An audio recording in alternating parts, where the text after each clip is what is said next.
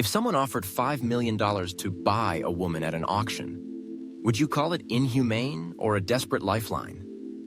In a lavish room tucked away in New York City where the powerful come to purchase what should never be for sale, stood a woman named Diana, a single mother drowning in debt, her eyes filled with quiet fear. She wasn't there seeking opportunity. She was there to save her son, Jack, from hunger, from losing their home, from a life of invisible struggle. And then, a mysterious man raised his paddle and changed everything. $5 million. His name was Isaac Monroe, an American billionaire with eyes like ice and a heart believed long frozen. But what happens when he discovers Diana isn't just someone he bought, but a mother with a secret that could change everything. What started as a cold transaction quickly transforms into an emotional journey of redemption, compassion, and a love neither of them expected. If you're someone who believes in powerful, deeply human stories, tap subscribe now because this is just the beginning of something unforgettable. Now, let's begin this unexpected journey together. Part 1. Standing on the Edge of Fate. On a crisp autumn night in New York City, beneath the glow of streetlights and towering skyscrapers, a woman stepped quietly into a place no one would ever call an opportunity. Her name was Diana, a single mother in her early 30s, carrying not just crushing debt, but the future of her little boy, Jack, on her shoulders. Diana used to be a dreamer. She once believed that hard work alone would soften life's edges. But after too many closed doors, after losing her job, watching bills pile up, and being left behind by Jack's father with no explanation, she learned a painful truth. This world makes no room for the powerless, especially not powerless women. When the last light in her apartment was shut off and Jack had to survive on watered-down rice porridge, Diana said yes to an invitation to a place where dignity wasn't currency anymore. A secret auction, where women like her were paraded like luxury items, brokered through immoral contracts by cold, wealthy men. To many, it was shameful. To Diana, it was survival, the last chance to save her son. Inside a lavish ballroom, beneath the clinking of crystal glasses and the perfume of old money, Diana sat alone in the corner. In her hand, a small photograph of Jack, his eyes shimmering with quiet hope. "I'll do anything for you, Jack," she whispered. Then her name echoed through the room. Lot 23, Diana Bennett. For a moment, the crowd fell silent, and then the whispers began. Quiet, calculated, predatory. Diana stepped onto the stage under blinding lights, her heartbeat thundering in her chest, and then from the back of the room, a voice, deep, firm, unshakable. $5 million. The entire room froze. A man stood, tall, composed, with a gaze like steel. Isaac Monroe, the reclusive American billionaire known for his cold demeanor and mysterious business empire. What Diana didn't know was this. That single sound of the gavel closing the deal would not only change her life, it would ignite a chain of events no one could have predicted. Part 2. The Contract of Fate. After the gavel struck firmly, sealing the $5 million deal, the entire room fell silent. Diana was escorted off the stage like a rare item that had just been sold. But in her heart, this wasn't salvation. It was a sentence. Isaac Monroe, the man who had bought her, didn't fit the image of a ruthless tycoon like those she'd seen in the headlines. He spoke little, moved with steady grace, and carried a quiet intensity that made Diana feel stripped bare under the glare of that chandelier-lit room. In a private lounge that looked more like the suite of a five-star hotel, Isaac laid a sleek envelope on the table. "This is the contract. Read it thoroughly before signing," he said, his voice flat, emotionless. Diana opened the envelope, her fingers trembling. The contract was nearly 10 pages long, but it was a single clause that made her freeze. "You will bear me a child. Upon birth, you will leave. The child stays." Diana's head snapped up, her eyes wide. "You want me to give birth and walk away?" Her voice barely above a whisper. Isaac folded his arms, calm and unmoved. "I need an heir. I don't want emotional entanglements. Everything will proceed according to the agreement." The room turned cold, like a crypt. Diana could hear her heart pounding in her ears, her palms slick with cold sweat. She thought of Jack, her son, waiting at home under the care of their elderly neighbor. She thought of the apartment, days from being repossessed, of dinners made of stale bread, and she knew if she said no, everything would collapse. "Being a mother isn't just about giving birth," she whispered. "It's about raising, protecting, teaching." "You chose to walk into this room," Isaac cut in sharply. "Now is not the time to debate morality." Diana bit her lip.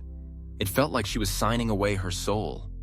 But then she thought of Jack's voice, the way he always asked, "Mommy, are we having dinner tonight?" With what little courage she had left, Diana signed the contract. Her signature slanted, fragile, like a wound on paper. Isaac nodded once, collecting the document like it was just another business transaction. "Tomorrow I'll take you to the doctor. After that, you'll move into the estate." He turned and walked out. Diana remained, alone. The room, though grand, felt frozen. A cup of tea still steamed on the table, but her heart had gone cold. She had just traded everything for a future no one could guarantee. And what Diana didn't know was this: the journey to Isaac's estate the next day wouldn't be the end of a chapter. It would be the beginning of a storm. Part 3. The Silent Mansion. The next morning, a sleek black limousine pulled up in front of the rundown boarding house where Diana lived with her son. Wendy, Isaac's housekeeper, stepped out of the car, her silver hair neatly tied back, her figure motherly and calm. Though she said little, her warm eyes eased some of the tension pressing against Diana's chest. Diana was not allowed to bring Jack. She was granted only a brief video call to say goodbye. "I'll be home soon, I promise," she whispered, voice catching in her throat as Jack's innocent eyes blinked through the screen. Too young to understand, yet sensing something terribly wrong. The car pulled away, carrying a mother filled with silent guilt. The streets outside passed by like a muted film. Houses, parks, cars. But inside Diana, there was only emptiness. As the towering iron gates creaked open, Isaac's estate revealed itself like a forgotten castle in the heart of New York. Grand, quiet, and cold. Bathed in pale morning light, Diana stepped into a world unlike anything she'd known. Everything exuded overwhelming luxury. Intricately carved ceilings, marble staircases, crystal chandeliers, and a faint, lingering scent of lavender in the air. "Your room is on the second floor. Call me if you need anything," Wendy said softly before leaving Diana alone. The room had everything: a massive bed, a modern bathroom, a wardrobe overflowing with designer clothing. But to Diana, it felt more empty than any cramped apartment she had ever lived in. Everything was too perfect. So perfect, it was lifeless. That first night, Diana sat by the window, staring out at the sprawling gardens. The wind rustled through the trees, making a soft sound, like her own sighs echoing in the dark. She missed Jack with every breath. Every hour felt like a fresh wound, reminding her she was far from the only place her heart ever called home. Near midnight, a soft knock echoed on the door. Isaac stood there, still in a tailored suit, but with less of the distant air he wore before. "Tomorrow we'll go see the doctor," he said quietly. "I've arranged for the best." Diana nodded, saying nothing, but her eyes carried something Isaac hadn't yet seen. A sorrow born from becoming nothing more than a piece in someone else's plan. After he left, Diana crawled beneath the thick comforter. She couldn't sleep. A single question kept repeating itself in the silence. Am I still myself? Or just a shadow in someone else's mansion? Part 4. The Eyes Behind the Curtain. That morning, the sky was crystal clear, as if washed clean by the night's rain. Diana was escorted by Wendy to a private clinic in the heart of Manhattan. The space didn't feel like a hospital. It was quiet, gentle, designed more to soothe the soul than to diagnose the body.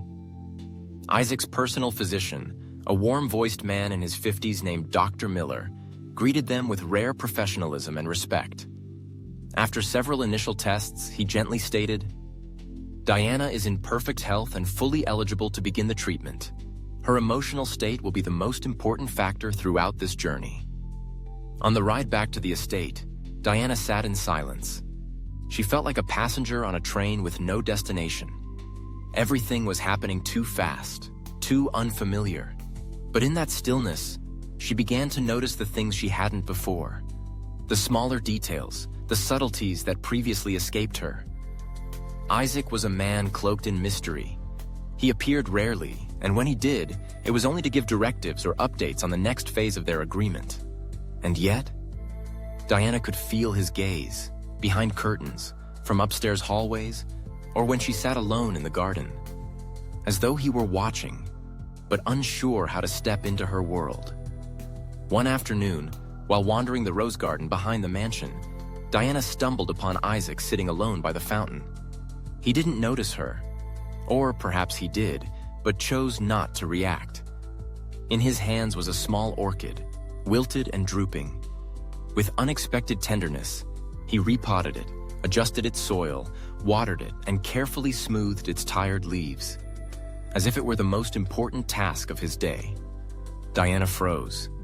In that moment, she saw something behind the cold exterior. A quiet loneliness carefully hidden beneath rules, contracts, and self-imposed distance. And she, though pulled into his life as a clause on paper, began to see something profoundly human in this seemingly unshakable man. That night, for the first time in weeks, Diana slept peacefully. In her dream, she returned to Jack, holding him close in her arms, and beside her stood a man no longer a stranger. Not a billionaire, but a man who could listen. A man who could tenderly care for a wilting orchid. And maybe, just maybe, a man learning how to care for a woman's fragile heart. Part 5. Between Two Worlds. The days that followed passed in gentle silence. Part 5. Between Two Worlds. The days that followed passed in a gentle silence. Diana continued living in Isaac's luxurious estate, but her thoughts were always elsewhere. Back to her old apartment, her young son Jack, and those days of poverty that, despite everything, had been filled with warmth. Mrs. Wendy, the devoted housekeeper, seemed to sense this. She would quietly leave small things that moved Diana deeply. A dish that reminded her of home, an old song softly playing from the phonograph, or a postcard of a countryside scene pinned to the mirror. To others, these gestures might seem trivial, but to Diana, they were fragments of memory that helped her hold on to the belief that she was still herself. One afternoon, as she sat by the window watching the maple leaves change color, Isaac unexpectedly entered the room with a proposal that caught her off guard. "Tomorrow," he said, "I want you to come with me to a charity gala." Diana hesitated. "You want me to appear in public with you?" You'll be my guest of honor," Isaac replied plainly, his eyes never leaving hers. Diana wasn't sure what to feel, nervous, confused, or grateful. In that moment, she realized something had shifted. Isaac no longer treated her as a clause in a contract. He was beginning to share his world. That evening, for the first time, Diana wore a stunning evening gown. It was a shade of midnight blue, soft yet regal, like the night sky above New York. When she descended into the grand hall, every gaze, Isaac's included, turned to her.